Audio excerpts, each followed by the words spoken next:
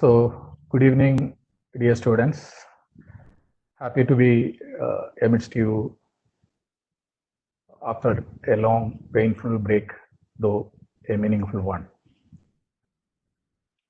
Thanks to ASAP for providing such a useful platform. So today, for today's evening, we have marginal costing, one of the modules. That is the course for the course applied costing. The module is marginal costing. So, as all of you know, it is a powerful technique of costing. Powerful in the sense that most of the products and services, the products you are using as well as the services you are availing, got the benefit out of this particular technique of costing, be it your telecom services, your telecom handsets, the budget airlines, the automobile industry, both four-wheelers as well as two-wheelers, your toilet products, toiletry products, the online business model itself, including your super buses. So that is why it is a meaningful technique of costing. So if you go through the evolution of this particular technique of costing, what triggered the evolution? So you can identify two things with that, thanks to our mother domain economics. One is it is about one of the assumptions. Cost can be differentiated between fixed and variable. Cost നമുക്ക് ഏത് cost എടുത്താലും fixed എന്നോ variable എന്നോ differentiate ചെയ്യാൻ പറ്റുമെന്നുള്ള ഒരു identification ആണ്. That is the first thing. Then a beautiful concept economists they have coined, that is marginal cost, as you might have learned in your earlier semesters. It is the cost of the last unit produced. So these two information, these two knowledges, in fact, the evolution of marginal costing as a powerful technique of costing. The Chartered Institute of Management Accountants, London, they have given a very appropriate, proper definition for this. So to closely follow that definition, the ascertainment of marginal cost by differentiating between fixed and variable costs. So in the definition itself, that is there, that is duly recognized. And of the effect on profit of changes in volume or type of output. So this particular technique of costing is mostly applied in a multi-product environment. So enterprise is producing more than one output. So that is there in the definition, type of output. So effect on the changes in type of output. And highly, if the volume involved is high volume businesses, or where scaling is possible, this particular marginal costing in the technique വളരെ appropriate ആണ്. So that again is there in the definition. Effect on the changes in volume. So changes in volume means scale businesses. Type of output means multi-product enterprises. Enterprises producing multiple products, like for example Maruti Udyog, producing different types of cars. So to start with, we have the assumptions of marginal costing. Simple assumptions. So നിങ്ങൾ ഇതിനകത്ത് marginal costing different tools will be introduced. ഓരോ ടൂളും നമ്മൾ closely watch ചെയ്താൽ അറിയാൻ പറ്റും the importance of these assumptions. So without these assumptions, those tools cannot be applied. The first and important assumption is as shown in the definition itself, every cost can be classified as fixed, either fixed or as variable. The second assumption is also important. Selling price per unit should be greater than variable cost per unit. With this assumption only, you can proceed with applying this particular technique of costing. The third assumption is about the behavior of variable cost. Variable cost per unit should remain constant. Per unit should remain constant. That is important. Variable cost, the definition you might have gone through during your 5th semester. A cost which varies according to level of output. But at the same time, variable cost per unit remains constant. So according to the level of output, according to, you have to put that in double inverted comma. According to, that means directly proportional. As you change the output, variable cost, total variable cost will also change in proportion to the output. So variable cost per unit should remain constant. Of course, it varies directly in proportion to the level of production. A similar assumption is applicable in the case of selling price also. Selling price per unit should remain constant for all levels of output. In reality, you know, this assumption may not be applicable as such, because if you want to increase your sales, you definitely you will be required to reduce your selling price. For the sake of the tools, we have to go by these assumptions. Next assumption is about output. Output and the impact of output on total cost. Output is the only factor which can change, which can influence the cost. The last of the assumptions, we are totally ignoring the presence of any semi-variable cost. So with these assumptions, the tools provided by marginal costing one by one will be seen. So a simple question, which cost gets priority while recovering against sales? When you are to set off a cost against the sales revenue, so you have already a classification. At the beginning, I have already introduced every cost can be differentiated either as variable or fixed. So variable cost is there, fixed cost is there. So which cost among these two costs, which cost will get the priority when you are setting it off against your sales revenue? Answer, നമ്മുടെ ഈ costing technique പറയുന്നു it should be variable cost. അപ്പോൾ നമുക്ക് അത് തന്നെയാണ് ഈ differentiate ചെയ്യാനുള്ള ഒരു റീസൺ. ഈ കോസ്റ്റ് ഡിഫറൻഷിയേറ്റ് ചെയ്യേണ്ടി വന്നത് എന്തുകൊണ്ട് ആണ്? So we are going to prioritize the setting of process, and here we are giving a higher priority to variable cost. അതുകൊണ്ട് തന്നെ ഈ ടെക്നിക്കിന്റെ ഒരു ബ്യൂട്ടിയാണ്, it has coined a terminology to qualify that. So your sales revenue, from that you are deducting your variable cost, you have a new terminology provided by this technique of costing, which is contribution. Contribution, simply, it is the excess of sales revenue over your variable cost. Sales minus variable cost. It can be calculated at unit level, or it can be calculated at total level. Total level means total sales revenue minus total variable cost. So such excess can be termed as contribution. But contribution is a term on the from a revenue figure, you are deducting a particular cost.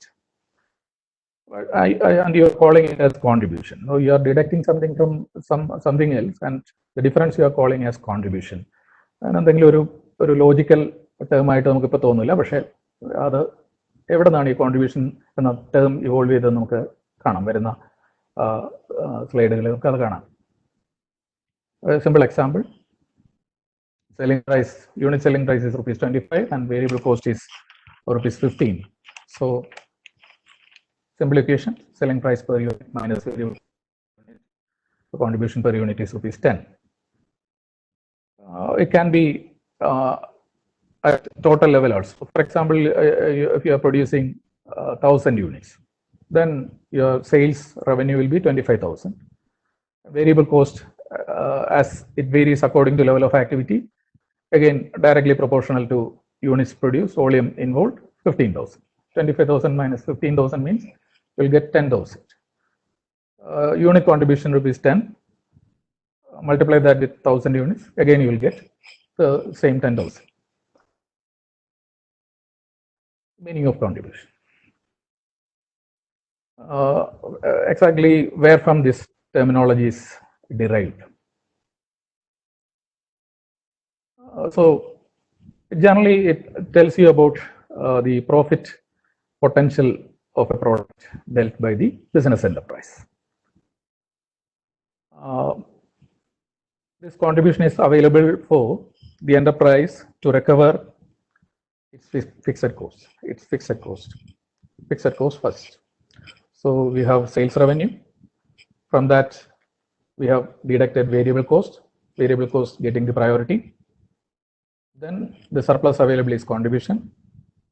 For example, the previous slide I have shown an example. You have 10 rupees contribution per unit. 1,000 units if you are producing, you have a total contribution of 10,000. Suppose your fixed cost happens to be 6,000. That 6,000 you will be setting off against your total contribution of 10,000. So the second cost also is set off against our revenue. First cost, when you are setting off against your sales revenue, you got contribution. Second time, you have deducted your fixed cost. So the result, you can call it as your profit. You used to calculate profit in different ways for different purposes as per different formats. So contribution is equal to fixed cost plus profit. So exactly this formula, if you go through, so you will identify the origin of this particular terminology, contribution. Contribution contributes towards fixed cost first and then towards profit.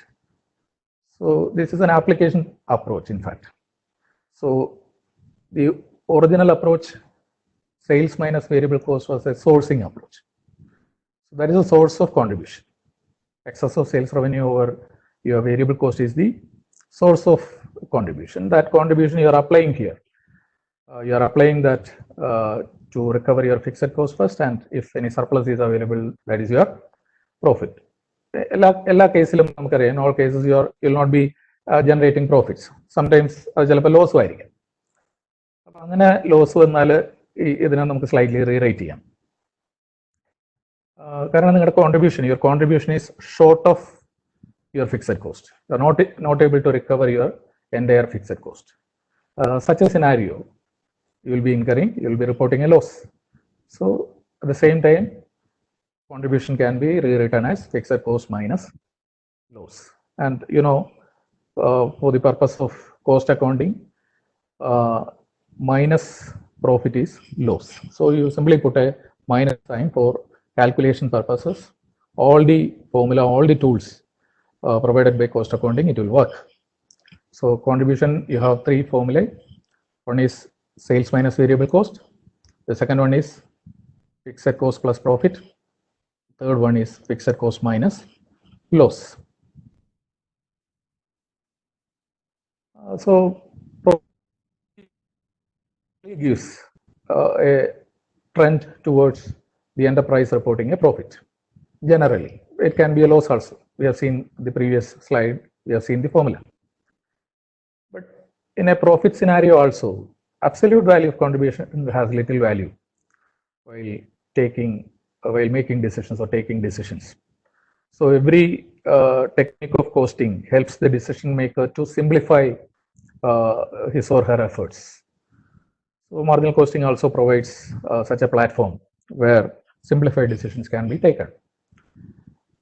So with this absolute value alone, you may not be able to take right decisions. അപ്പോൾ നമുക്ക് അതിനൊരു refinement ആവശ്യമാണെന്ന് ഈ so called exponents in marginal costing economists എല്ലാവരും they sat together and they have evolved a new index. അതാണ് അടുത്ത ടൂളായിട്ട് ഞാൻ introduce ചെയ്യുന്നത്, which is your profit volume ratio, PV ratio. ഈ ടെർമിനോളജീസ് ഒക്കെ when you will be learning, വളരെ close ആയിട്ട് അത് എങ്ങനെയാണ് ടേംസ് കോയിൻ ചെയ്തിരിക്കുന്നത് നോക്കാം. വളരെ ക്ലോസ് ആയിട്ട്, കാരണം ഇതൊക്കെ വളരെ റിസർച്ച് ചെയ്തിട്ടും വളരെ ടൈം സ്പെൻഡ് ചെയ്തിട്ടും ഒക്കെയാണ് ആൾക്കാർ ഇതിന് ഒറിജിൻ കൊടുക്കുന്നത്, അല്ലെങ്കിൽ ഈ പറയുന്നത് കോയിൻ ചെയ്യുന്നത്. പ്രോഫിറ്റ് വോളിയം റേഷ്യോ അത് പറയുന്നത് ഇങ്ങനെയാണ്. If volume is taken care of, ഇപ്പൊ നിങ്ങൾക്ക് ദി എന്റർപ്രൈസിന് അല്ലെങ്കിൽ if one can take care of the volume, the formula will take care of your profit. So that much powerful this tool is. I'll say the most powerful tool within the marginal costing framework is profit volume ratio. So if you can define your demand, market, quantity of sales, this particular index will take care of your volume of profit. Headache of the decision maker is away now. To that extent, it is simplified. Decision making process is simplified. In fact, this particular index helps in deflating the size disparity. Size disparity means about the selling prices. As you know, whatever products or services we are buying from the market is not priced at the same rate. The price you are paying for an automobile is not just comparable to a toilet soap you are buying at the same time. So there exists disparity as to the size of the selling price. So if you want to deflate that, this particular tool is a powerful one. PV ratio, the formula is contribution by sales into 100. C by S ratio, you can നമുക്ക് എളുപ്പത്തിന് വേണ്ടി നമുക്ക് പറയാം C by S ratio എന്നും പറയാം. C contribution unit ലെവലാകാം, ടോട്ടലും ആകാം. കോൺട്രിബ്യൂഷൻ യൂണിറ്റ് ലെവൽ ആണെങ്കിൽ selling price should also be at unit level. Total ആണെങ്കിൽ, കാരണം ഇത് രണ്ടിനും കോമൺ ഫാക്ടർ ഉണ്ട്, ഇതിന് രണ്ടിനും നമുക്ക് നമ്പർ ഓഫ് യൂണിറ്റ്സ് കൊണ്ട് മൾട്ടിപ്ലൈ ചെയ്യാം. ന്യൂമറേറ്ററും ഡിനോമിനേറ്ററും പെർ യൂണിറ്റിനെ ടോട്ടൽ ആക്കാനായിട്ട് എന്ത് ചെയ്യാം, you can use a common factor which is number of units. So അത് ഡയറക്ട്ലി പ്രൊപ്പോർഷണൽ ആയതുകൊണ്ട് യൂണിറ്റ് ലെവലിൽ ചെയ്താലും ടോട്ടൽ ലെവലിൽ ചെയ്താലും will get the same answer. അപ്പോൾ സൈസ് ഡീഫ്ലേറ്റ് ചെയ്തു. So once you get a ratio, for example it's a percentage, suppose your answer is 40%, 40% ഒരു PV ratio report ചെയ്ത ഒരു പ്രോഡക്റ്റ് നമ്മുടെ കയ്യിലുണ്ടെങ്കിൽ what is the meaning? Means you have A contribution of ₹40 per every 100 rupees sales. So your product may be, for example, a pump set or an automobile. So നമുക്കെല്ലാവർക്കും അറിയാം ഒരു automobile 100 രൂപയ്ക്ക് കിട്ടില്ല. പക്ഷേ നമുക്ക് വേണ്ടി നമ്മുടെ ഡിസിഷൻസ് സിംപ്ലിഫൈ ചെയ്യുന്നതിന് വേണ്ടിയിട്ട് ആ സെയിൽസിനെ ഞാൻ ഡിഫ്ലേറ്റ് ചെയ്തു. ഇനി ആ ഓട്ടോമൊബൈലിന്റെ 5 ലക്ഷമോ 10 ലക്ഷമോ വില എനിക്കില്ല. ആ ഓട്ടോമൊബൈൽ വിൽക്കുമ്പോൾ ഓരോ 100 രൂപയ്ക്കും എൻ്റെ സെയിൽസ് റവന്യൂ വരുമ്പോൾ കറസ്പോണ്ടിങ് ആയിട്ടുള്ള എൻ്റെ കോൺട്രിബ്യൂഷൻ 40 രൂപയാണെന്നാണ് ഇവിടെ അർത്ഥം. Now it becomes comparable. ഇപ്പോൾ ഒരു സോപ്പാണ് നമുക്ക് കമ്പയർ ചെയ്യാനുള്ളതെങ്കിൽ സോപ്പ് 25 രൂപയായിരിക്കും.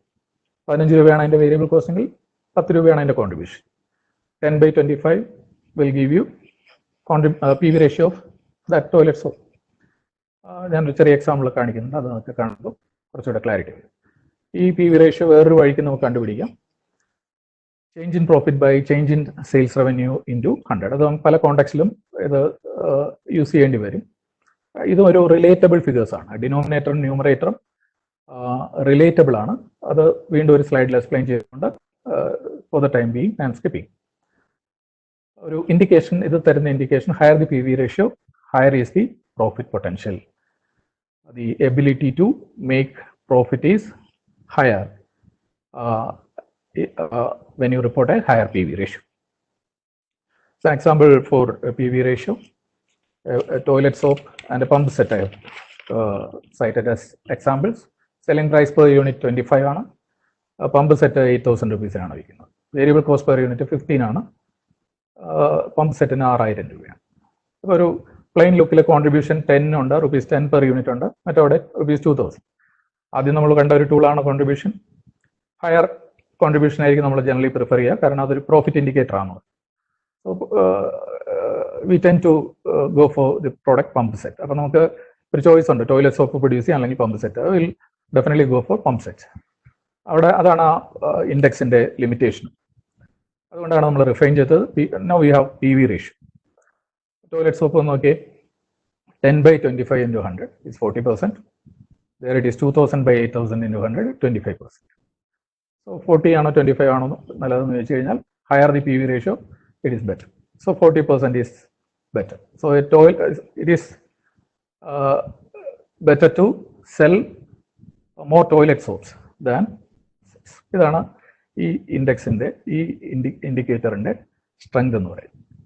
അപ്പോൾ ഒരു മൾട്ടി പ്രോഡക്റ്റ് എൻവയോൺമെന്റിൽ ആലോചിച്ചാൽ ഒരു ഡിസിഷൻ മേക്കറുടെ ഒരു നല്ല ഭാഗം ഹെഡേക്ക് നമുക്ക് ഇവിടെ ഒഴിവാക്കാൻ കഴിഞ്ഞു. Which product he has to concentrate more.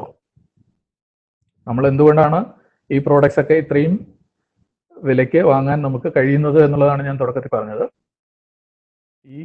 ഈ കോസ്റ്റിംഗ് ടെക്നിക്ക് എക്സ്റ്റെൻസീവായിട്ട് വേൾഡ് വൈഡ് ബിസിനസ് എന്റർപ്രൈസസ് ഉപയോഗിക്കുന്നത് കൂടി കൊണ്ടാണ്. അല്ലെങ്കിൽ ആ ഇൻഎഫിഷ്യൻസിയുടെ എല്ലാം പ്രൈസ് നമ്മൾ അറിയാതെ കൊടുക്കേണ്ടി വരും. So product ranking of course toilet സോപ്പിന് 1, പമ്പ് സെറ്റിന് 2 വേണം. ഒരു തേർഡ് ബ്രേക്ക് ത്രൂ ആണ് മാർജിനൽ കോസ്റ്റിംഗിന്റെ കോൺട്രിബ്യൂഷൻ ബ്രേക്ക് ഈവൻ പോയിന്റ് എന്ന് പറയും. ഇത് കൊമേഴ്സ് ഡൊമൈനിലുള്ള ആൾക്കാരെ ഈ വാക്ക്, ഈ ടേം കടന്നു പോകാതെ കംപ്ലീറ്റ് ചെയ്യാൻ പറ്റില്ല. പക്ഷെ ഞാൻ ഇപ്പൊ കാണുന്നത് ഒരു ജനറൽ പബ്ലിക്കിന്റെ ലെവൽ പോലും വളരെ കൂടുതൽ അവയർനെസ് ഉള്ള ഒരു ടേമിനായിട്ട് മാറിക്കഴിഞ്ഞു. ബ്രേക്ക് ഈവൻ പോയിന്റ് ഒന്നും അവർ പറയില്ല, ബ്രേക്ക് ഈവൻ ആയോ എന്നൊക്കെ ചോദിക്കുന്ന, ഒരു വിദ്യാഭ്യാസം ഇല്ലെങ്കിൽ പോലും സംസാരിക്കുന്ന കൂട്ടത്തിൽ ദേ ആർ യൂസിങ്. അത്രമാത്രം പോപ്പുലാരിറ്റി കിട്ടിയ ഒരു ടെർമിനോളജിയാണ്. ആ എക്കണോമിക്സിന് എന്തുകൊണ്ടും അഭിമാനിക്കുക. അതൊരു സെൽഫ് എക്സ്പ്ലെയിനിങ് ടെർമിനോളജി ആണെന്ന് ഞാൻ പറയും. കാരണം അതിൽ തന്നെ എല്ലാം ഉണ്ട്. ഇത് പ്രോഫിറ്റ് വോളിയം റേഷ്യോയിൽ നോക്കിയാൽ ഇമ്മീഡിയറ്റ്ലി കിട്ടില്ല, കോൺട്രിബ്യൂഷനിൽ നോക്കിയാലും ഇമ്മീഡിയറ്റ്ലി കിട്ടില്ല. You to analyse that. ഒരു break even point more or less ഒരു സെൽഫ് എക്സ്പ്ലെയിനിങ് ലെവലിലുള്ള ടെർമിനോളജിയാണ്. ഇത് ഒരു പോയിന്റ് ഓഫ് സെയിലാണ്. ഒരു പോയിന്റ് ഓഫ് സെയിൽ എന്ന് പറഞ്ഞാൽ വേറെ ഒന്നുമല്ല, ഒരു ലെവൽ ഓഫ് സെയിലാണ്. ഒരു നമ്മൾ സെയിൽ ചെയ്യുന്ന പ്രോഡക്റ്റിന്റെ ക്വാണ്ടിറ്റി ഒരു പർട്ടിക്കുലർ ലെവലിൽ എത്തുമ്പോൾ അതിനെയാണ് ബ്രേക്ക് ഈവൻ പോയിന്റ് എന്ന് പറയുന്നത്. ആ ലെവലിലെ ഫീച്ചർ എന്ന് പറഞ്ഞു കഴിഞ്ഞാൽ your sales revenue will be exactly equal to your total cost. Total cost means your variable cost and fixed cost. പക്ഷെ നമുക്കറിയാം ഇവിടെ പ്രയോറിറ്റി ഒക്കെ വന്നു കഴിഞ്ഞു. നമ്മൾ ആദ്യം ഏത് ഡിഡക്റ്റ് ചെയ്യുള്ളൂ?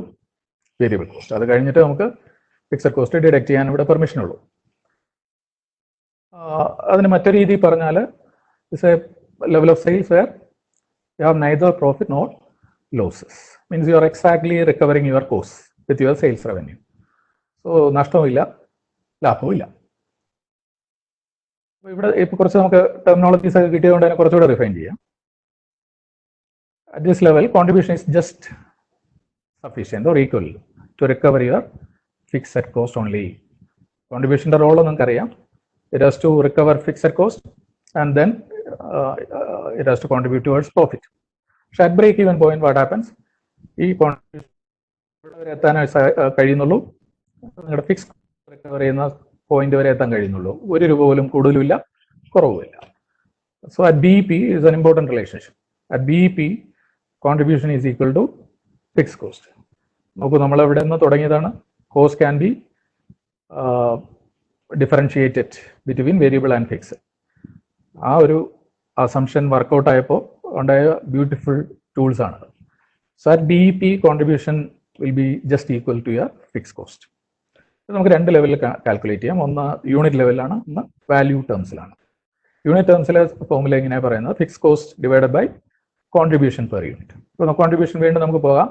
25 rupees selling price, 15 rupees variable cost. Contribution per unit is 10.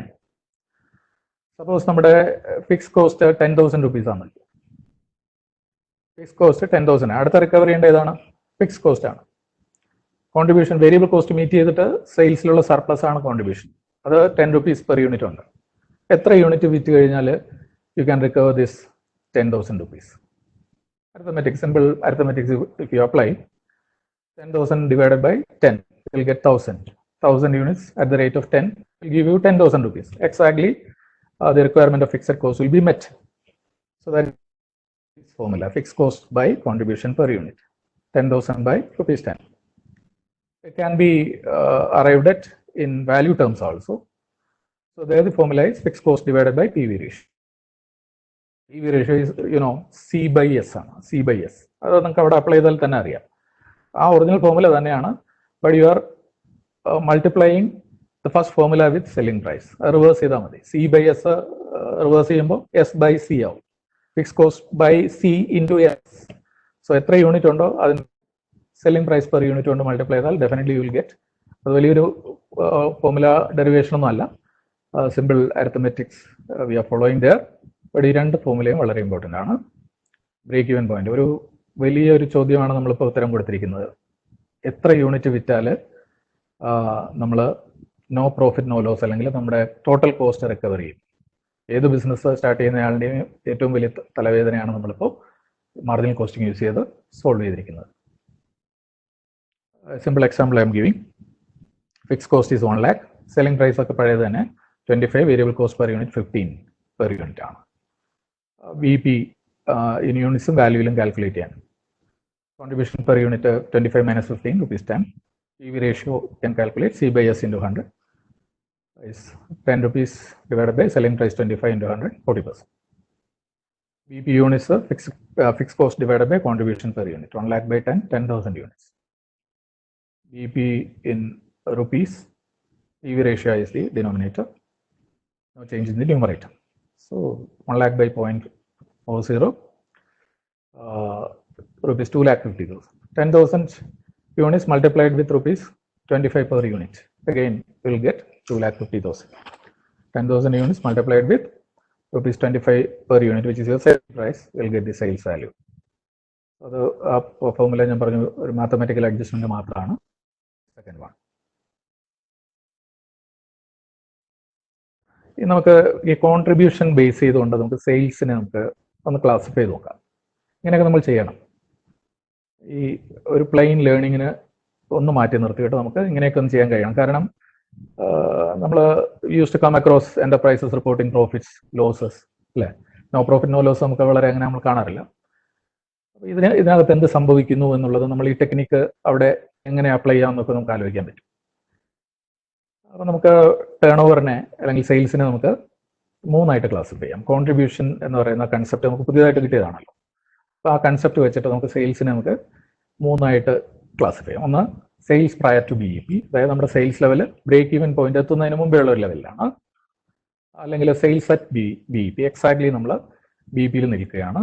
ഒരു തേർഡ് പോസിബിലിറ്റി ഉള്ളത് സെയിൽസ് ബിയോണ്ട് BEP ആണ്.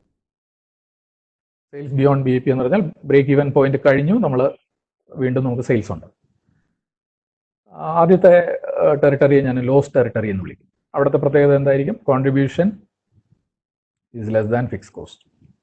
അപ്പോൾ BEP ബ്രേക്ക് ഈവൻ പോയിന്റ് എന്ന് പറയുന്ന പുതിയ കൺസെപ്റ്റിൽ നമ്മൾ കോൺട്രിബ്യൂഷൻ എന്ന് പറയുന്ന ആദ്യം പഠിച്ച കൺസെപ്റ്റ് അപ്ലൈ ചെയ്യുമ്പോൾ 3 സെയിൽസ് കമ്പാർട്ട്മെന്റ്സ് ഉണ്ട്. അതിൽ ആദ്യത്തെ കമ്പാർട്ട്മെന്റിൽ contribution will be less than your fix cost. എത്ര ലെസ് ആണോ അത്രയും ലോസ് ഉണ്ടാവും. എത്ര ഷോർട്ടേജ് ഉണ്ടോ that much loss the enterprise will be reporting. അപ്പം നഷ്ടം ഉണ്ടാക്കുന്ന കമ്പനികൾ ശ്രദ്ധിക്കുക, their contribution is not sufficient to recover their fixed cost. BEPയിലാണെങ്കിലോ no profit no loss scenario ആണ്. Contribution is just equal to fix cost. അപ്പോൾ turnover BEP അല്ലെങ്കിൽ break even point no profit no loss എന്ന് പറയുന്ന സിനാരിയോയിൽ എത്തിക്കും. അത് third, അതാണ് mostly നമ്മൾ കണ്ടുവരാറ്, സെയിൽസ് ബിയോണ്ട് BEP. അവിടെ എന്താ സംഭവിക്കുന്ന? കോൺട്രിബ്യൂഷന്റെ 2 റോളുണ്ട്, ഡ്യുവൽ റോളാണുള്ളത്. ഒന്ന് ഫിക്സ് കോസ്റ്റിനെ ആദ്യം റിക്കവർ ചെയ്യണം, ഫുള്ളി റിക്കവർ ചെയ്ത് കഴിഞ്ഞാൽ പ്രോഫിറ്റിലേക്ക് ഹെൽപ്പ് ചെയ്യണം.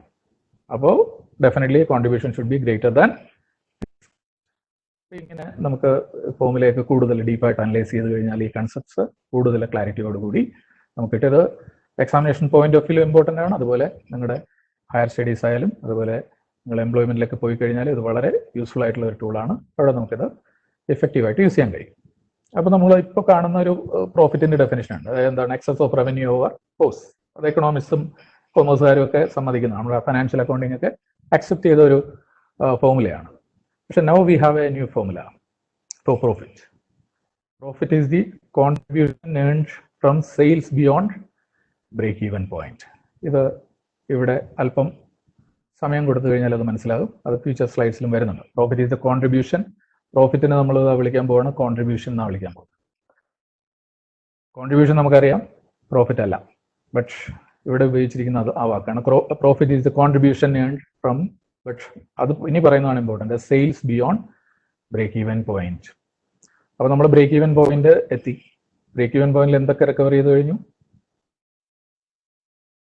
വേരിയബിൾ കോസ്റ്റ്, അതുവരെയുള്ള വേരിയബിൾ കോസ്റ്റ് റിക്കവർ ചെയ്തു, ഫിക്സ് കോസ്റ്റ് റിക്കവർ ചെയ്തു. ഫിക്സ് കോസ്റ്റിന്റെ ഡെഫിനേഷന്റെ പ്രത്യേകത, fix cost is a cost which remains constant for all levels of output എന്നാണ് പറയുന്നത്.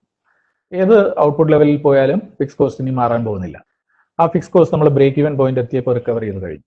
അപ്പോൾ ഇനി അതിന്റെ ഇൻസിഡൻസ് ഫ്യൂച്ചറിലേക്ക് വരില്ല. ഇനിയും വരുന്ന ഒരു കോസ്റ്റാണ് വേരിയബിൾ കോസ്റ്റ്. വേരിയബിൾ കോസ്റ്റ് വീണ്ടും ഒരു യൂണിറ്റ് അഡീഷണൽ ആയിട്ട് പ്രൊഡ്യൂസ് ചെയ്യാൻ ശ്രമിച്ചാൽ BEP ഒരു BEP +1, ആ ഫസ്റ്റ് യൂണിറ്റ് വീണ്ടും പ്രൊഡ്യൂസ് ചെയ്യുമ്പോഴും വേരിയബിൾ കോസ്റ്റ് ഇൻകർ ചെയ്യേണ്ടി വരും. അങ്ങനെ ഇൻകർ ചെയ്യുന്ന വേരിയബിൾ കോസ്റ്റ് നിങ്ങളുടെ സെയിൽസ് റവന്യൂയിൽ നിന്ന് കുറച്ചാൽ കിട്ടുന്ന, ഡിഡക്ട് ചെയ്താൽ കിട്ടുന്ന ഫിഗറാണ് കോൺട്രിബ്യൂഷൻ. ആ കോൺട്രിബ്യൂഷനെ നമുക്ക് പ്രോഫിറ്റ് എന്ന് വിളിക്കാം.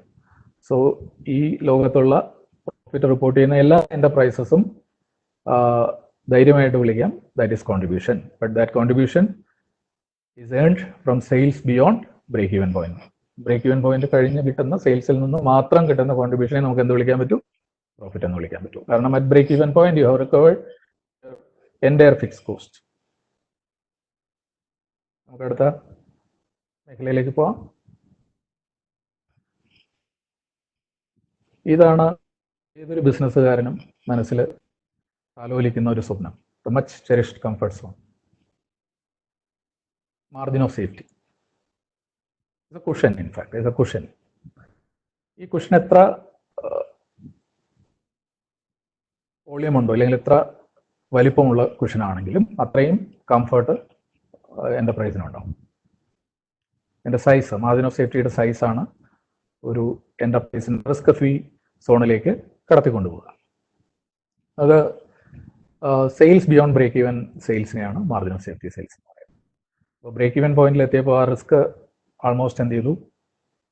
നമ്മൾ എലിമിനേറ്റ് ചെയ്തു. ആൾമോസ്റ്റ് എന്നേ പറയാൻ പറ്റൂ. ഇനി നമ്മൾ ഓരോ യൂണിറ്റും അഡീഷണൽ വിൽക്കുമ്പോൾ നമ്മൾ പ്രോഫിറ്റ് സോണിലേക്ക് എത്തുകയാണ്. Every unit contribution you are adding beyond your break even sales, you are adding to your profit. അപ്പോൾ അതങ്ങനെ അങ്ങനെ കൂടി പോകുമ്പോൾ നമ്മൾ ഏത് സ്കെയിലിലേക്ക് പോയി? മാർജിൻ ഓഫ് സേഫ്റ്റി സെയിൽസ് ലെവലിലേക്ക് പോയി.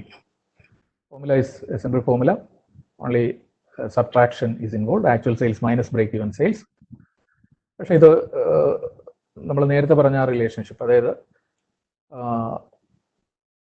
ബിയോണ്ട് ബ്രേക്ക് ഈവൻ പോയിന്റ് കോൺട്രിബ്യൂഷനെ നമുക്ക് പ്രോഫിറ്റ് എന്ന് വിളിക്കാമെന്ന് പറഞ്ഞ ആ റിലേഷൻഷിപ്പ് യൂസ് ചെയ്ത് ഒരു വളരെ ബ്യൂട്ടിഫുൾ ആയിട്ട് ഒരു ഫോർമുല കോയിൻ ചെയ്തിട്ടുണ്ട്. That is profit by PV ratio. PV ratio നമുക്കറിയാം C/S ആണ്. അപ്പോൾ പ്രോഫിറ്റിനെ C കൊണ്ട് ഡിവൈഡ് ചെയ്താൽ യു ആർ ഇക്വേറ്റിംഗ് എന്നാണ് എൻ്റെ അർത്ഥം. പ്രോഫിറ്റും C ഒന്നാണെന്നാണ് പറയുന്നത്, അല്ലയോ? പ്രോഫിറ്റും C ഒന്നാണ് മുമ്പേ കണ്ടു. പ്രോഫിറ്റ് എന്ന് പറയുന്നത് കോൺട്രിബ്യൂഷൻ തന്നെയാണ്, but contribution beyond break even point. അപ്പോൾ ബിയോണ്ട് ബ്രേക്ക് ഈവൻ പോയിന്റ് സെയിൽസിനെ നമ്മൾ വിളിക്കുന്നത് മാർജിൻ ഓഫ് സേഫ്റ്റിയാണ്. പ്രോഫിറ്റിനെ കോൺട്രിബ്യൂഷൻ കൊണ്ട് ഡിവൈഡ് ചെയ്തിട്ട് അതിന് എത്ര കറസ്പോണ്ടിങ് സെയിൽസ് എത്രയെന്ന് ചോദിച്ചാൽ അതിൻ്റെ അർത്ഥം you are calculating sales beyond break even point. കാരണം പ്രോഫിറ്റ് കോൺട്രിബ്യൂഷൻ ആകുന്നത് sales beyond break even പോയിന്റിലാണ്.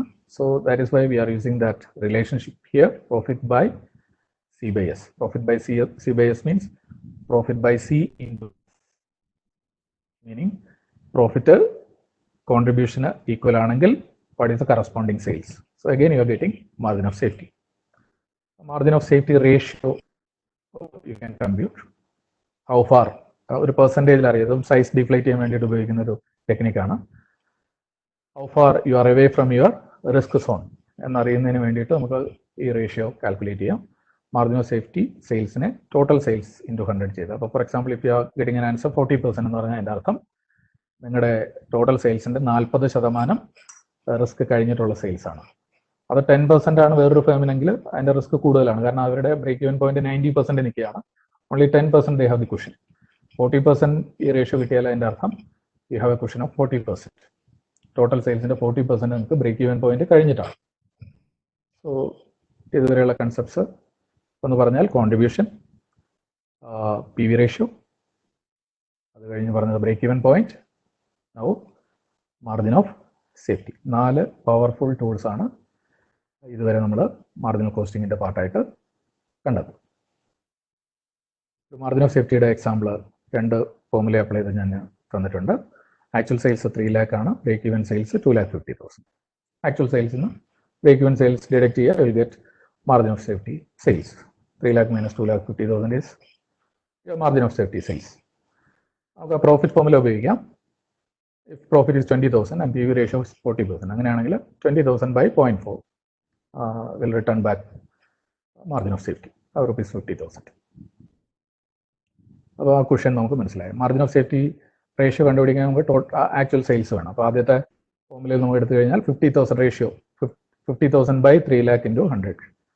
50,000 is the margin of safety sales divided by actual sales or total sales into 100 will tell you the margin of safety percentage or ratio. The fifth tool provided by marginal costing, sales to earn a desired profit. ഇതിപ്പോൾ ഒരു business നടത്തുന്ന ആൾ കണ്ടു കഴിഞ്ഞാൽ അയാൾ പറയും എൻ്റെ എല്ലാ ഹെഡേക്കും തീർന്നു. Reason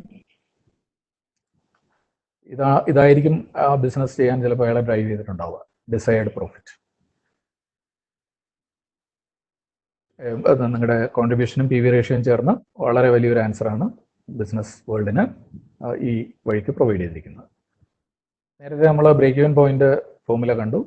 fix cost by contribution per unit, break even point in യൂണിറ്റ്സിൽ കിട്ടുമായിരുന്നു. നമ്മളത് റിഫൈൻ ചെയ്തു എമൗണ്ട് ടേംസിലേക്ക്. Fix cost plus fix cost divided by PV ratio, അതേ ഫോമുല തന്നെയാണ് ഇവിടെ ഉപയോഗിക്കുന്നത്. പക്ഷേ ന്യൂമറേറ്ററിൽ സ്ലൈറ്റ്ലി നമ്മൾ ഒരു അഡീഷൻ കൂടെ കൊണ്ടുവരികയാണ്, ദാറ്റ് ഈസ് ഡിസൈർഡ് പ്രോഫിറ്റ്. വീണ്ടും ഒരു ഫോമുലയാണ്. ഒറിജിനലി ഫിക്സ് കോസ്റ്റ് മാത്രം റിക്കവർ ചെയ്താൽ മതിയായിരുന്നു. നമ്മൾ ബ്രേക്ക് ഈവൻ പോയിന്റ് ആണ് കണ്ടുപിടിച്ചത്. ഇവിടെ നമ്മൾ പറയുന്നു വി നീഡ് പ്രോഫിറ്റ് ആൾസോ. അപ്പോൾ എന്തൊക്കെ റിക്കവർ ചെയ്യണം? ഫിക്സ് കോസ്റ്റിനെ റിക്കവർ ചെയ്യണം, ടാർഗറ്റഡ് പ്രോഫിറ്റും റിക്കവർ ചെയ്യണം. ഇത് റിക്കവർ ചെയ്യാൻ നിങ്ങളുടെ കയ്യിൽ ഏതാ ഉള്ളത്? കോൺട്രിബ്യൂഷൻ. പെർ യൂണിറ്റ് കോൺട്രിബ്യൂഷൻ കൊണ്ട് ഡിവൈഡ് ചെയ്താൽ you will get sales to earn desired profit in units. Fix കോസ്റ്റും ഡിസൈഡ് പ്രോഫിറ്റും ആഡ് ചെയ്യുക, കോൺട്രിബ്യൂഷൻ പെർ യൂണിറ്റ് കൊണ്ട് ഡിവൈഡ് ചെയ്യുക, I will get sales to earn the desired profit in units. അത് exact amount terms വേണമെങ്കിൽ you can replace contribution per unit with PV ratio. C divided by C into S will give you that figure in rupees. Example I am giving for that also. Suppose fixed cost is 1 lakh, selling price of 25, variable cost 15 per unit, targeted profit is 50,000. Contribution per unit is 10, PV ratio 40%. Originally we calculate that.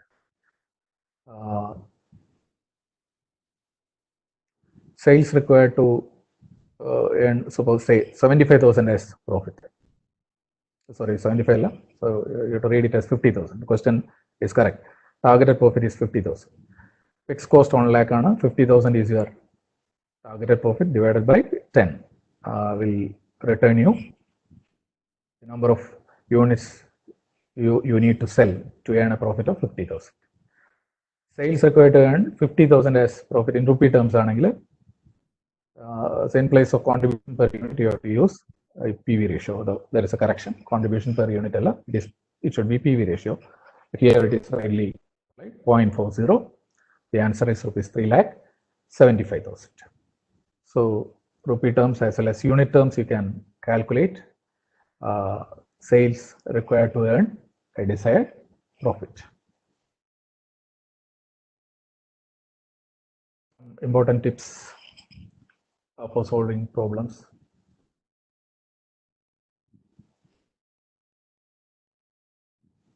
First tip is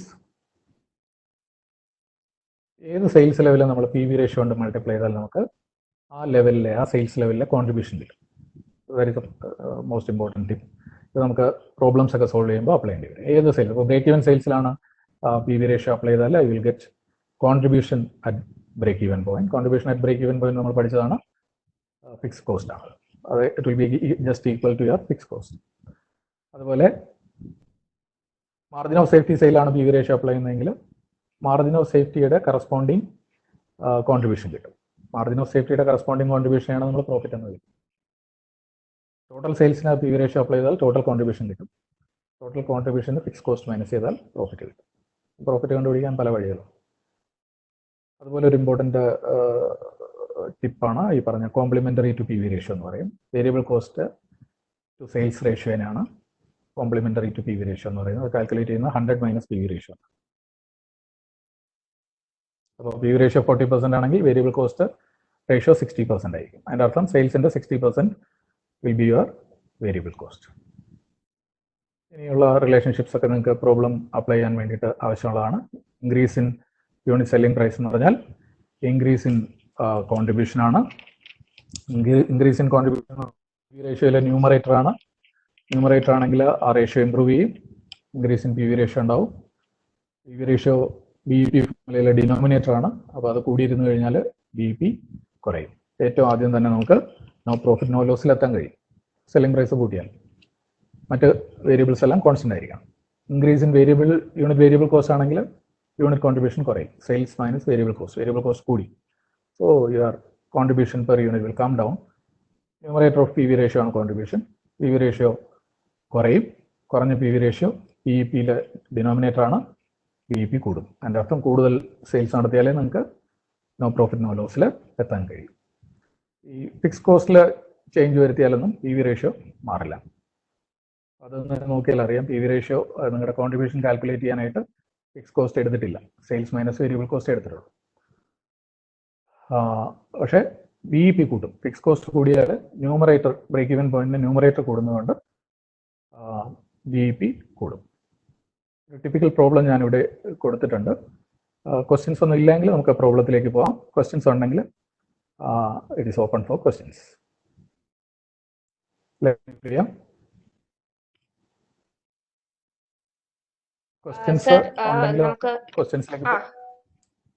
നമുക്ക് ഇപ്പോൾ ഒരു question വന്നിരിക്കുന്നത്, how can we find break even point for the service sector business?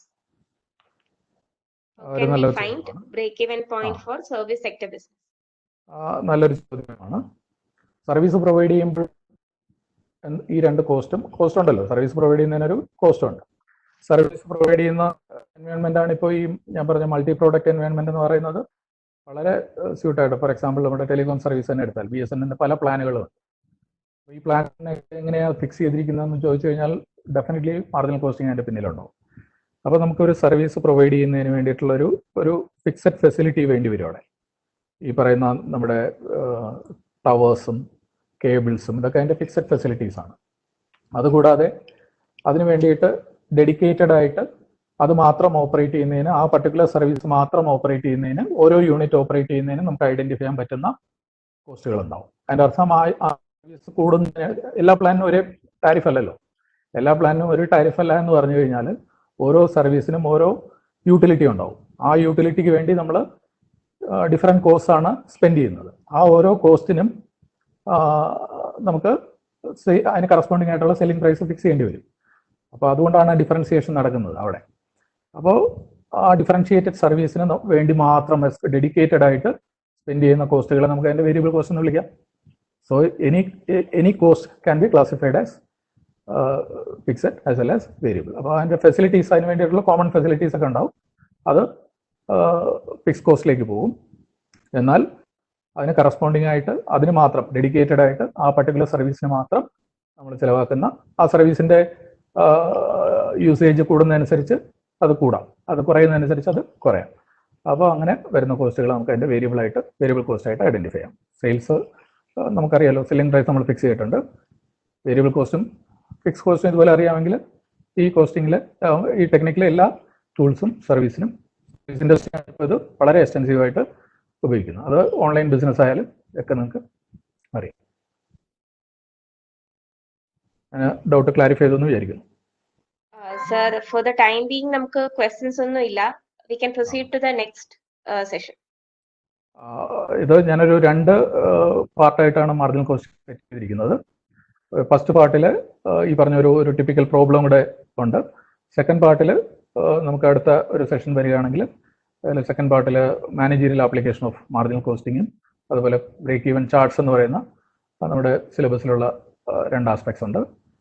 Then ഒരു ചെറിയ briefing about absorption costing, അതൊക്കെ ചേർന്നിട്ട് ഒരു second part നമ്മൾ പ്ലാൻ ചെയ്യുന്നുണ്ട്. അപ്പോൾ ഈ ഫസ്റ്റ് പാർട്ടിൽ ഒരു ടിപ്പിക്കൽ പ്രോബ്ലം കൂടെ എക്സ്പ്ലെയിൻ ചെയ്തിട്ട് I think we can conclude. ശരിയല്ലേ ലക്ഷ്മി? Okay sir. എനിക്ക് എടുക്കാമല്ലോ, ഒരു 5 minutes കണക്ട് എടുക്കാമല്ലോ. സർ നമ്മൾ നെക്സ്റ്റ് സെഷൻ മേ ബി മൺഡേയിലത്തേക്ക് പ്ലാൻ ചെയ്യുന്നുണ്ട്. Will inform the students later on. ആയിക്കോട്ടെ, I am prepared. Monday time അറിയിച്ചാൽ മതി. Will complete this marginal costing on Monday. അപ്പോൾ ടിപ്പിക്കൽ പ്രോബ്ലത്തിലേക്ക് വരികയാണ്. ഇതൊരു യൂഷ്വലി എക്സാം ക്വസ്റ്റ്യൻ പേപ്പേഴ്സിലൊക്കെ ഉണ്ടാകുന്ന ഒരു ക്വസ്റ്റ്യൻ ആണ്. ഒരു 2 ടൈം പീരീഡിലെ സെയിൽസും പ്രോഫിറ്റും മാത്രം തരിക. കാരണം നമ്മളിപ്പോൾ ഫോമുല കണ്ട ഫോമുലയിൽ പല വേരിയബിൾസും ഇല്ല. അപ്പോൾ നമുക്കൊരു യൂഷ്വലി തോന്നും, കുട്ടികൾക്ക് തോന്നും ഇതൊരു ക്വസ്റ്റ്യൻ ഇൻകംപ്ലീറ്റ് ആണ്, ചെയ്യാൻ പറ്റില്ല എന്ന് തോന്നും. 2 പീരീഡാണ് ഉള്ളത്. പീരീഡ് 1 ഫോർ എക്സാമ്പിൾ 2015-16, പീരീഡ് 2 2016-17, 2 വർഷമാണ്. അതിൽ സെയിൽസ് തന്നിട്ടുണ്ട്. ഒരേ എൻ്റർപ്രൈസിൻ്റെ ആണ്, സെയിൽസും ഉണ്ട് പ്രോഫിറ്റും ഉണ്ട്. അപ്പോൾ ഇനി നമ്മൾ സെയിൽസും പ്രോഫിറ്റും ഒക്കെ കണ്ടു കഴിഞ്ഞാൽ ഇമ്മീഡിയറ്റ്ലി നമുക്ക് ഈ ടെക്നിക്കൽ കണ്ട നമ്മൾ ആ ടേംസ് ഒക്കെ യൂസ് ചെയ്യാൻ കഴിയണം. ഇതിപ്പോൾ ബ്രേക്ക് ഈവൻ പോയിന്റ് താഴെയാണോ അതോ ബ്രേക്ക് ഈവൻ പോയിന്റിലാണോ അതോ എബോ ബ്രേക്ക് ഈവൻ പോയിന്റ് ആണോ നമുക്ക് പെട്ടെന്ന് നോക്കിയാൽ അറിയാം.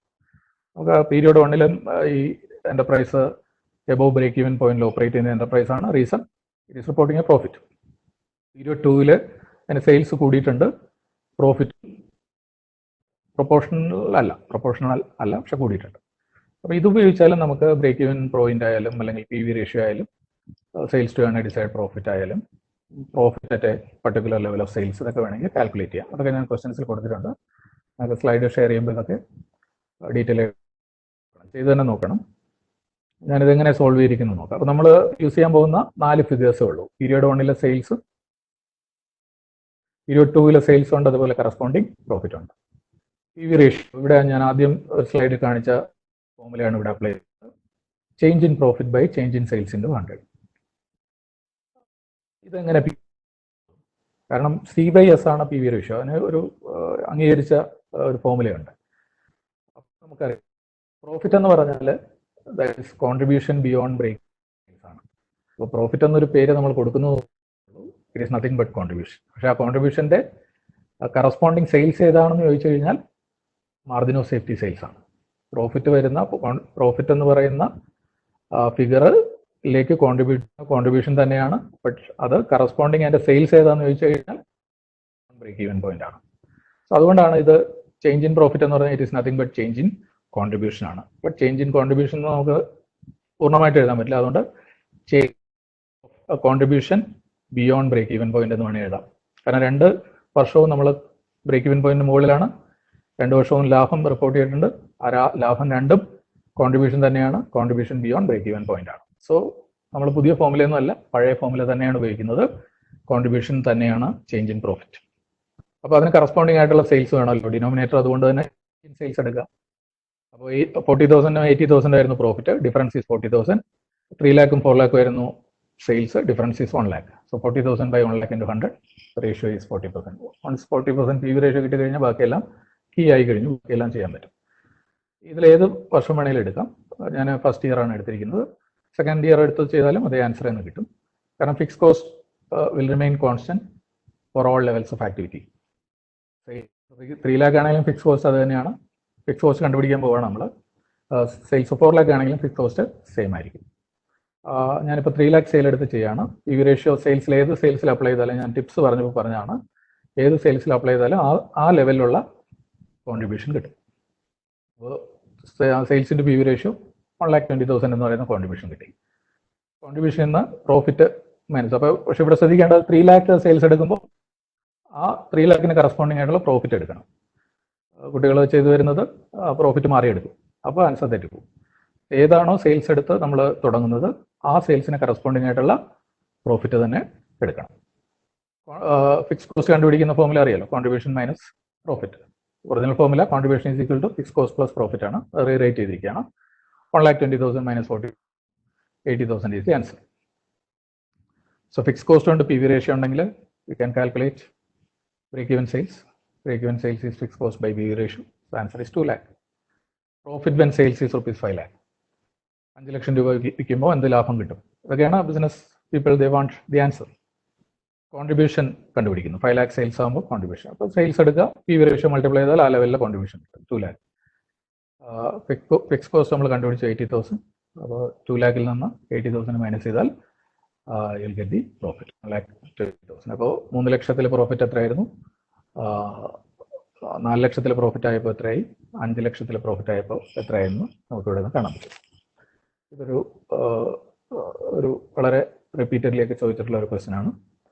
അപ്പോൾ നമുക്ക് ഫസ്റ്റ് പാർട്ട് നമുക്ക് ഇവിടെ അവസാനിപ്പിക്കാം.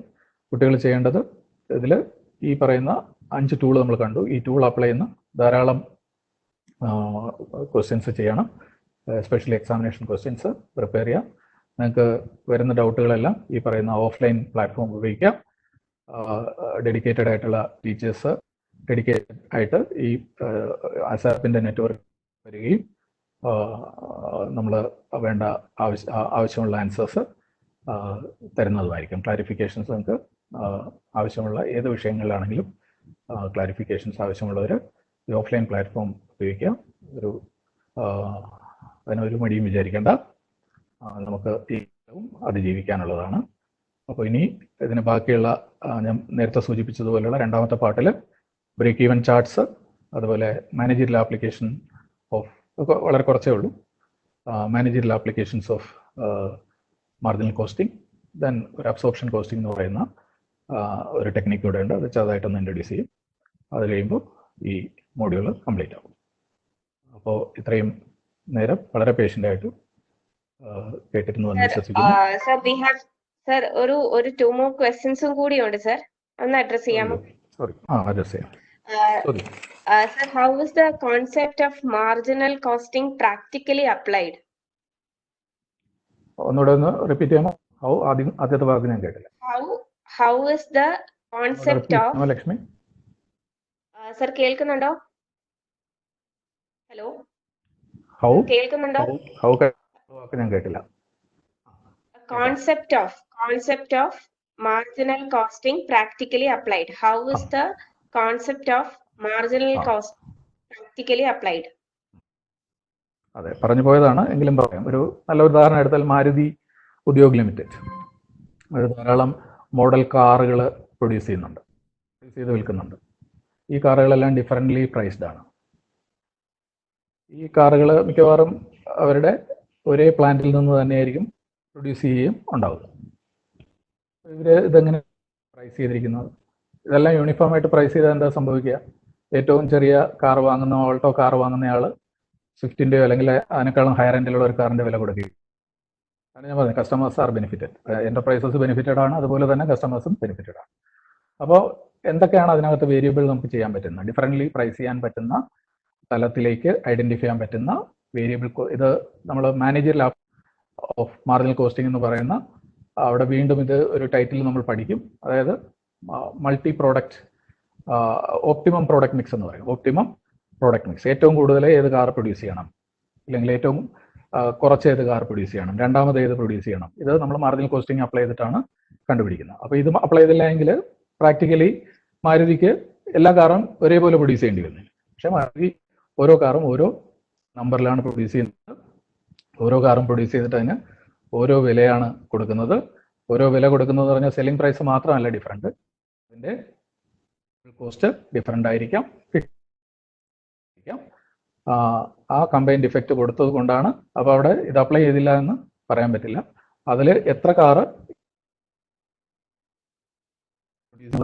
തീരുമാനിക്കുന്നത് ഡെഫിനറ്റ്ലി മാർജിനൽ കോസ്റ്റിംഗ് അപ്ലൈ ചെയ്തിട്ടാണ്. ഇതാണ് അതിൻ്റെ practical application. I think I have clarified. അടുത്ത സംശയം പറയാമോ? ഓക്കെ സർ, ഒരു ക്വസ്റ്റ്യനും കൂടി. സർ കേൾക്കുന്നുണ്ടോ? കേൾക്കാം. പറഞ്ഞോളൂ. Major limitation of marginal costing. അത് ഞാൻ അടുത്ത പാർട്ടിൽ അത് ഇൻക്ലൂഡ് ചെയ്തിട്ടുണ്ട്. അടുത്ത നമ്മുടെ സെഷനിൽ വരും. എന്നാലും ഇപ്പോൾ ഒന്ന് പറയാം. അല്ലെങ്കിൽ ഏറ്റവും ഡിഫിക്കൽട്ട് ആയിട്ടുള്ള ഒരു കാര്യം എന്ന് പറയുന്നത്, അല്ലെങ്കിൽ ഡ്രോബാക്ക് എന്ന് പറയാൻ കഴിയുന്നത് എൻ്റെ അസംഷൻസ് തന്നെ. ഞാൻ അസംഷൻസ് ലിസ്റ്റ് ചെയ്തപ്പോൾ തന്നെ പറഞ്ഞിരുന്നു. Assumptions, for example, variable cost per unit will remain. Variable cost practically നമുക്കറിയാം, we cannot keep variable cost per unit as constant. For example, നമുക്ക് ബൾക്ക് പർച്ചേസ് ചെയ്യണം. റോ മെറ്റീരിയൽ മെറ്റീരിയൽ എന്ന് പറയുന്നത് വേരിയബിൾ കോസ്റ്റിന്റെ ഒരു major component ആണ്. Material നമ്മൾ ബൾക്കായിട്ടൊക്കെ വാങ്ങിയാൽ നമുക്ക് കുറഞ്ഞ വിലയ്ക്ക് കൂടുതൽ മെറ്റീരിയൽ വാങ്ങുന്നതിന്റെ പേരിൽ ക്വാണ്ടിറ്റി ഡിസ്കൗണ്ട് എന്ന് പറയും. ആ അഡ്വാൻറ്റേജ് കിട്ടും. അപ്പോൾ ആദ്യം വാങ്ങുന്ന ലെവലിലുള്ള മെറ്റീരിയൽ കോസ്റ്റ് ആകണമെന്നില്ല ഫ്യൂച്ചറിൽ നമ്മുടെ മെറ്റീരിയൽ കോസ്റ്റ്. പ്രൈസ് വേണമെങ്കിൽ കുറയാം. ഇനി മാർക്കറ്റ് തന്നെ ഫ്ലക്ച്വേറ്റ് ചെയ്യാം. നമ്മൾ ഈ അനാലിസിസ് ചെയ്യുന്ന പീരീഡിൽ തന്നെ എന്ത് ചെയ്യാം, ഇൻപുട്ട് പ്രൈസസ് ക്യാൻ ചേഞ്ച്. അപ്പോൾ input prices includes your variable cost components also. Your overheads can change, expenses can change. Manufacturing overhead എല്ലാം വേരിയബിൾ കോസ്റ്റിൽ വരുന്ന ഐറ്റംസ് ആണ്. ഇത് നമ്മൾ ഈ ഫോർമുലയ്ക്ക് വേണ്ടി നമ്മൾ എന്ത് ചെയ്യണം, for the sake of the formula we are keeping these things as constant. അതുപോലെ വളരെ ഇമ്പോർട്ടൻ്റ് ആയിട്ടുള്ള ഒരു ഡ്രോബാക്ക് പറയുകയാണെങ്കിൽ സെല്ലിംഗ് പ്രൈസ് ആണ്. സെല്ലിംഗ് പ്രൈസ് നമ്മൾ അസ്യൂം ചെയ്യുന്ന എന്താണ്, it will remain as constant. Per unit selling price will remain constant. കാരണം ഈ ഫോർമുല ഓപ്പറേറ്റ് ചെയ്ത് എടുക്കുകയാണെങ്കിൽ അത് എക്കണോമിക്സിന്റെ ഒരു പ്രത്യേകതയാണ്. പക്ഷേ ഈ അസംഷൻസ് നമ്മൾ വർക്ക് ചെയ്ത് നമുക്കൊരു മോഡൽ ഉണ്ടാക്കിയാൽ മാത്രമേ നമ്മൾ ഡിസിഷൻസിൽ മുന്നിലേക്ക് പോകാൻ പറ്റൂ. അപ്പോൾ ഒന്നുമില്ലാതെ ഡിസിഷൻസ് എടുക്കുന്നതിന് പകരം ഇൻഫോംഡ് ലെവലിൽ ഡിസിഷൻസ് എടുത്താൽ നമുക്ക് റിസ്ക് കുറയ്ക്കാൻ കഴിയും. So that is why even though these assumptions may not stand in reality, അത് ഈ മോഡലിലെ ഡ്രോബാക്ക് ആണ്. അത് എല്ലാ മോഡലിലും പല ഡ്രോബാക്ക് ഉള്ളതിന്റെ കൂട്ടത്തിൽ മാർജിനൽ കോസ്റ്റിംഗിൽ ഈ ഡ്രോബാക്ക് ഉണ്ടെന്നേ ഉള്ളൂ. ഇവിടെ അത് നമ്മൾ ടു ദാറ്റ് എക്സ്റ്റെന്റ് നമ്മൾ എന്ത് ചെയ്യും, ഈ മോഡൽ റിഫൈൻ ചെയ്ത് യൂസ് ചെയ്യുകയാണ് ചെയ്യുക. Okay, sir. Next question. In certain situations. Okay. Sir, next question. In certain situations, it will be to classify an expense into fixed or variable cost. Are there any shortcuts? Shortcuts ഒന്നുമില്ല. ഇത് നമ്മൾ verify ചെയ്തേ പറ്റൂ. അത് purely variable ആണോ നോക്കാം, അല്ലെങ്കിൽ fixed ആണോ നോക്കാം. നമുക്ക് ഈ മോഡലിൽ സെമി വേരിയബിൾ നമ്മൾ ഇഗ്നോർ ചെയ്തിട്ടാണ്, അത് വൺ ഓഫ് ദി അസംഷൻസ് ആണ്, ഞാൻ തുടക്കത്തിൽ പറഞ്ഞതാണ്.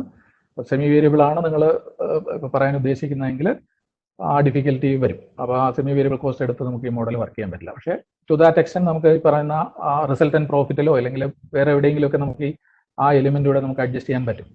അങ്ങനെ ഒരു ടെക്നിക്ക് നമുക്ക് ഇതിനു വേണ്ടി മാത്രം ഡെഡിക്കേറ്റ് ചെയ്ത് ഡെവലപ്പ് ചെയ്യാൻ പറ്റില്ല. ഇതൊരു ഓൺ ആൻ ആവറേജ് ഒരു നല്ല ലെവലിലുള്ള എന്റർപ്രൈസുകൾ ചെയ്യാൻ പറ്റും. അപ്പോൾ വളരെ റെയർ കേസുകളിൽ അല്ലാതെ എക്സ്പെൻസസ് വരാം. അപ്പോൾ അത് ആ മോഡലിലേക്ക് ഒരു അഡ്ജസ്റ്റ്മെന്റ്സ് കൊടുത്തുകൊണ്ട് അതിനെ കൊണ്ടുവരാനേ കഴിയുള്ളൂ. ഈ മോഡൽസ് അൾട്ടുഗദർ തള്ളിക്കളയരുത്.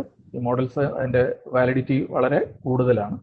അപ്പോൾ അങ്ങനെയുള്ള മോഡൽസ് നമ്മൾ ചെറിയ ഇതുപോലുള്ള ഡിഫിക്കൽട്ടീസ് ഒന്നിൽ നെഗ്ലക്ട് ചെയ്യാൻ പറ്റാത്തതാണെങ്കിൽ അതുകൂടെ ഇൻകോർപ്പറേറ്റ് ചെയ്യുന്ന രീതിയിലേക്ക് അത് റിഫൈൻ ചെയ്ത്, അത് പ്രാക്ടിക്കൽ ആപ്ലിക്കേഷനാണ്, അത് ഹയർ എൻഡിലെ ആപ്ലിക്കേഷനാണ്. അഫ്കോഴ്സ് നമുക്കത് ഹയർ എൻഡ് എന്ന് പറഞ്ഞാൽ അതൊരു പ്രൊഫഷണൽ ലെവലിലേക്ക് മാത്രമേ അത് പരിഗണിക്കേണ്ടത്. ചെയ്യാൻ പറ്റും, അങ്ങനെയുള്ള അതിന് സ്പേസ് ഉണ്ട്. ഈ ടെക്നിക്സ് എല്ലാം അത് അലോ ചെയ്യുന്നു. ഓക്കെ സർ, ഇനി അടുത്ത ഗീതിക ചോദിച്ചിരിക്കുന്നത്, sir can you give an example of margin of safety? Margin of safety അത് ഞാൻ ആ പറഞ്ഞ കൺസെപ്റ്റിൽ തന്നെയുണ്ട്. നമുക്കൊരു റിയൽ ലൈഫ് എക്സാമ്പിൾ എടുത്തിട്ട് ഒരു കമ്പനി, നമുക്കറിയാവുന്ന ഒരു കമ്പനി എടുത്ത് നോക്കിയിട്ട് അവരുടെ പ്രോഫിറ്റ് റിപ്പോർട്ട് ചെയ്യുന്ന കമ്പനി ആണെങ്കിൽ അവരെ റിപ്പോർട്ട് ചെയ്യുന്ന സെയിൽസ് ഫോർ എക്സാമ്പിൾ 20 lakhs ആണെങ്കിലും നമുക്കിതുപോലെ അവരുടെ കോസ്റ്റ് സ്ട്രക്ചറൊക്കെ ഡിവൈഡ് ചെയ്ത് വേരിയബിൾ കോസ്റ്റും ഈ പറഞ്ഞ ഫിക്സ് കോസ്റ്റുമായിട്ടൊക്കെ ഡിവൈഡ് ചെയ്യാൻ കഴിഞ്ഞു കഴിഞ്ഞാൽ ബ്രേക്ക് ഈവൻ പോയിന്റ് കണ്ടുപിടിക്കാൻ പറ്റും. ബ്രേക്ക് ഈവൻ പോയിന്റ് നമ്മൾ അറൈവ് ചെയ്യുന്ന ലെവലിൽ 12 lakhs ആണെങ്കിൽ 8 lakh rupees അവർ ഈ പറയുന്ന കുഷനിലേക്ക് എത്തി.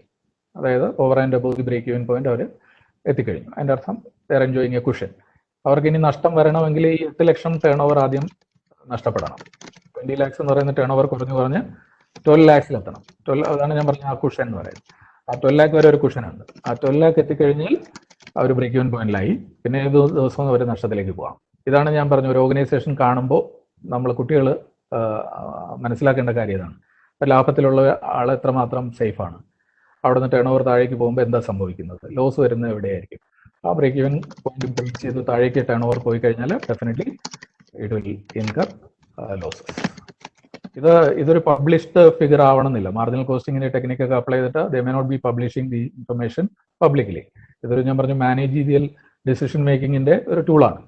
സോ അവരുടെ ഡിസിഷൻസ് അവരെടുക്കുന്നത് ഇത് വെച്ചിട്ടാണ്. ഇതിന്റെ ബെനിഫിറ്റ്, ഇതൊരു വിൻ വിൻ സിനാരിയോ ആണ്.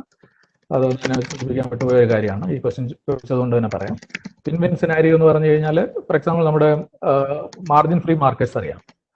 ഒരു ഏറ്റവും നല്ല പ്രാക്ടിക്കൽ എക്സാമ്പിൾ പറയുകയാണെങ്കിൽ അതാണ്. മാർജിൻ ഫ്രീ മാർക്കറ്റ്സ് നമ്മൾ അതിനെ കമ്പയർ ചെയ്യുന്ന നമുക്ക് ഒരു ഗ്രോസറി ഷോപ്പുമായിട്ട് കമ്പയർ ചെയ്യാം. അവിടെ നമ്മൾ ഗ്രോസറി രണ്ടിടത്തുനിന്നും വാങ്ങുന്നു. മാർജിൻ ഫ്രീ എന്നാണ് പറയുന്നത്, പക്ഷേ മാർജിൻ ഫ്രീ ഒന്നും അല്ല, ആരും ലാഭമില്ലാതെ ഒരു ബിസിനസ്സും ചെയ്യില്ല. ആക്ച്വലി എന്താ സംഭവിക്കുന്നത്? ഒരു സൂപ്പർ ബസാറിൽ ചെയ്യുന്നത് അവരെന്നാണ് they are heavily investing on fix cost. അവിടുത്തെ അറിയാലോ, നമുക്ക് വളരെ റോഡ് ആക്സസ് ഉണ്ടാവണം, പാർക്കിംഗ് ഫെസിലിറ്റി ഉണ്ടാവണം, ഈ പറഞ്ഞ മൾട്ടി സ്റ്റോറി ബിൽഡിംഗ് ഉണ്ടാവും. അപ്പം ദാറ്റ് മച്ച് ബിൽഡിംഗ് സ്പേസ് ഉണ്ടാവണം, അത്രയും ഷെൽഫ് സ്പേസ് ഉണ്ടാവണം, എസ്കലേറ്റേഴ്സ് ഉണ്ടാവണം, എയർ കണ്ടീഷൻ ഫെസിലിറ്റീസ് ഉണ്ടാവണം, ഒരു വലിയ വർക്ക് ഫോഴ്സ് ഉണ്ടാവണം, ഇൻക്ലൂഡിങ് സെക്യൂരിറ്റി.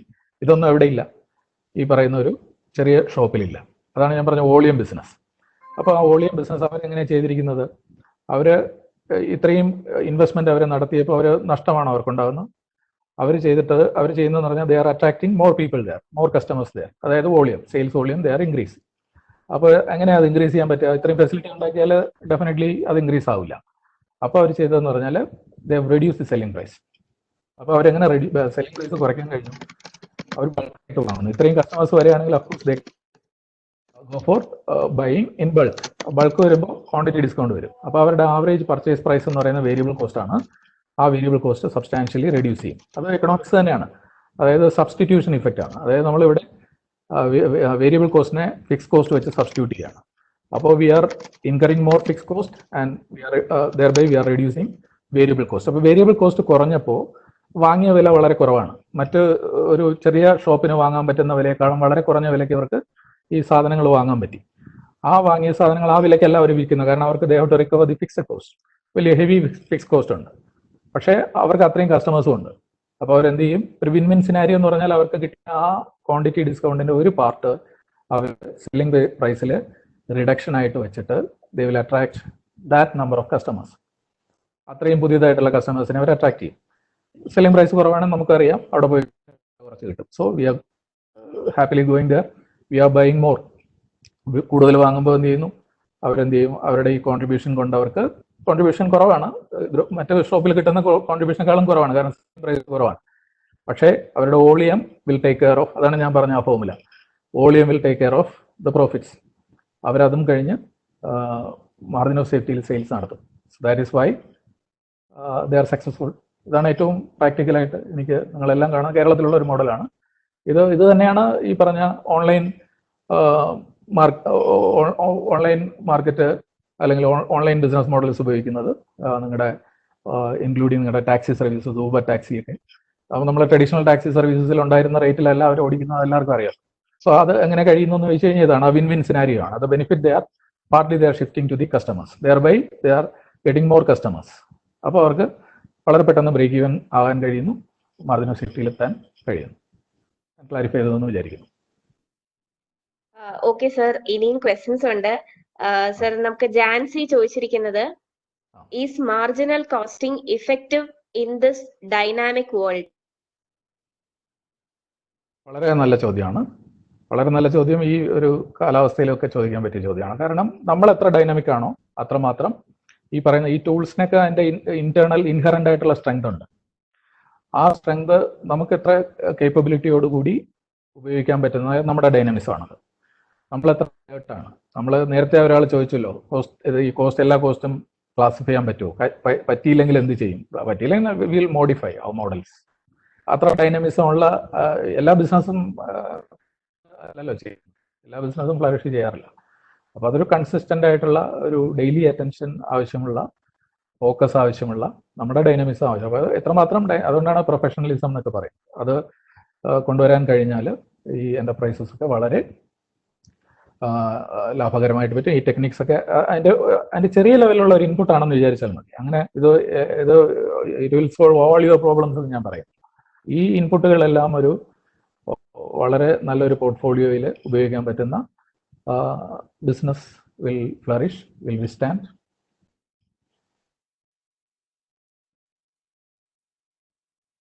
ഇനിയും ചോദ്യം സർ, ഒരു ക്വസ്റ്റ്യനും കൂടി ഉണ്ട്.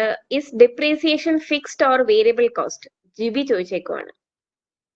അതൊരു കോസ്റ്റിംഗ് തന്നെ. കോൺട്രവേഴ്സ്യലായി കണ്ടിട്ടുള്ള ഒരു ക്വസ്റ്റ്യൻ ആണ്. 2 ആൻസറും അതിനുണ്ട്. ഡിപ്രീസിയേഷൻ ഫിക്സ്ഡ് ആണ്, അതുപോലെ വേരിയബിൾ ആകാം. രണ്ടും കൂടെ ഒരുമിച്ചാകാൻ പറ്റില്ല എന്ന് മാത്രമേ ഉള്ളൂ. ഒരു എക്സാമ്പിൾ പറയാം. ഡിപ്രീസിയേഷൻ ഡെഫിനേഷൻ അങ്ങനെയാണ്. പാസേജ് ഓഫ് ടൈം, യൂസേജ്, ഇതൊക്കെ കാരണം കൊണ്ടാണ് when there is a diminution in the value of the asset, അതാണ് ഡിപ്രീസിയേഷൻ എന്ന് പറയുന്നത്. അപ്പോൾ അതിൽ കോസ്റ്റിങ്ങിന്റെ കണ്ടൻഷൻ പറയുകയാണെങ്കിൽ പാസേജ് ഓഫ് ടൈം കൊണ്ട് ഒരു അസെറ്റ് ഡിപ്ലീറ്റ് ചെയ്താൽ, അല്ലെങ്കിൽ if there is a reduction in the value of the asset, അതിനെ നമ്മൾ ഫിക്സ് ആയിട്ട് എടുക്കുന്നതല്ല, ഫിക്സ്ഡ് ആയിട്ട് എടുക്കുന്നതല്ല. കാരണം പാസേജ് ഓഫ് ടൈം ആണ്. പീരിയഡ് ഫിക്സ് കോസ്റ്റിനെ നമ്മൾ മാർജിനൽ കോസ്റ്റിംഗ് പറയുന്നത് പീരിയഡ് കോസ്റ്റ് എന്നാണ്. വേരിയബിൾ കോസ്റ്റിനെ പ്രോഡക്റ്റ് കോസ്റ്റ് എന്നും പറയും. നേരെ മറിച്ച് നമ്മൾ യൂസേജ്, വെയർ ആൻഡ് ടയർ എന്നൊക്കെ പറയും. യൂസേജ് കൊണ്ട് മാത്രമാണ് ഡിപ്രീസിയേഷൻ സംഭവിക്കുന്നതെങ്കിൽ, യൂസേജ് എന്ന് പറയുമ്പോൾ എന്താണ്? ഒരു യൂണിറ്റ് പ്രൊഡ്യൂസ് ചെയ്യുമ്പോൾ ഞാൻ യൂസ് ചെയ്തു മെഷീൻ, അപ്പോൾ പ്രൊഡക്ഷൻ അനുസരിച്ചിട്ടാണ് അവിടെ ഡിപ്രീസിയേഷൻ ചേഞ്ച് ചെയ്യുന്നത്. അങ്ങനെ പ്രൊഡക്ഷൻ അനുസരിച്ച് ഡിപ്രീസിയേഷൻ ചേഞ്ച് ചെയ്താൽ അതിനെ വേരിയബിൾ ആയിട്ട് കൺസിഡർ ചെയ്യുന്നതായിരിക്കും നല്ലത്. അപ്പോൾ ഒരു ബ്ലാങ്കറ്റ് ആൻസർ പറയുന്നതിനേക്കാളും നല്ലത് depending on the nature of the asset and the utility to the enterprise. എങ്ങനെയാണോ ആ അസെറ്റ് എന്റർപ്രൈസ് ഉപയോഗിക്കുന്നത്, അതിൻ്റെ നേച്ചർ അനുസരിച്ച് it can be either classified as fix or variable. വേറെ എൻ്റെ യൂസേജ് കൊണ്ട് വരികയാണെങ്കിൽ ഫിക്സ് ആയിട്ട് ചെയ്യുന്നത് തെറ്റാണെന്ന് ഞാൻ പറയും. It should be, for example vehicles ഒക്കെ ഉണ്ട്. വെഹിക്കിൾസ് 1,00,000 കിലോമീറ്ററാണ് അതിൻ്റെ ലൈഫ്. അപ്പോൾ ഓരോ കിലോമീറ്റർ ഓടുമ്പോഴാണ് അതിൻ്റെ ഡിപ്രീസിയേഷൻ സംഭവിക്കുക. പക്ഷേ ബിൽഡിംഗ് ഒക്കെ നമുക്ക് വേണമെങ്കിൽ പറയാം, ഒരു പർട്ടിക്കുലർ ബിൽഡിങ്ങിന്റെ ലൈഫ് 20 years ആണ് എന്ന് പറഞ്ഞു കഴിഞ്ഞാൽ passage of time is the basis. അത് ഫിക്സ് ആയിട്ട് എടുക്കുക. എന്നാൽ യൂസേജ്, യൂട്ടിലിറ്റി കൊണ്ട് ഉപയോഗിക്കുന്നതിനനുസരിച്ചാണ് തേയ്മാനം സംഭവിക്കുന്നതെങ്കിൽ വേരിയബിൾ ആയിട്ട് എടുക്കുന്നതാണ് നല്ലത്. സോ ആൻസർ രണ്ടിടത്തും പറയേണ്ടി. Clarify. Okay, sir. One last question by Nikhil. What are the circumstances under which a product is sold below marginal cost? അതും മാനേജറിയൽ ആപ്ലിക്കേഷനിൽ വരുന്നതുകൊണ്ടാണ് ഞാനിവിടെ പരാമർശിക്കാതെ പോയത്. ഒരു പ്രൈസിങ് ഡിസിഷൻ എന്ന് പറയുന്ന ഒരു മേജർ ആപ്ലിക്കേഷൻ തന്നെയുണ്ട്. മാർജിനൽ, ഇതാണ് ഞാൻ പറഞ്ഞത്, എക്സ്റ്റെൻസീവായിട്ട് യൂസ് ചെയ്യുന്ന ഒരു ടൂളാണ്, ടെക്നിക്കാണ് മാർജിനൽ കോസ്റ്റിംഗ്. കാരണം പ്രൈസിങ് ആർക്കും ചെയ്യാതിരിക്കാൻ പറ്റും. പ്രൈസിങ് എന്ന് പറയുന്നത് അത്രമാത്രം സെൻസിറ്റീവ് ആയിട്ടുള്ള ഒരു ഇറയിലാണ് നമ്മൾ ജീവിക്കുന്നത്. നേരത്തെ പറഞ്ഞ ആ വാക്ക് ഉപയോഗിക്കുന്നത് ഡൈനാമിക് ഇറയിൽ. If you slightly commit an error in pricing your product, അല്ലെങ്കിൽ if you commit if you are fixing the price wrongly, ഒരു സ്ലൈറ്റ് എറർ ഉണ്ടായാൽ പോലും you will be thrown out from the market. അത്രമാത്രം intense competition ഉള്ള ബിസിനസ്സാണ്. Telecom തന്നെ വളരെ നല്ല എക്സാമ്പിളാണ്. കാരണം ഓരോ പ്രോഡക്ട്സും ആളുകൾ എന്ത് ചെയ്തുകൊണ്ടേയിരിക്കും, കമ്പയർ ചെയ്തുകൊണ്ടേയിരിക്കും.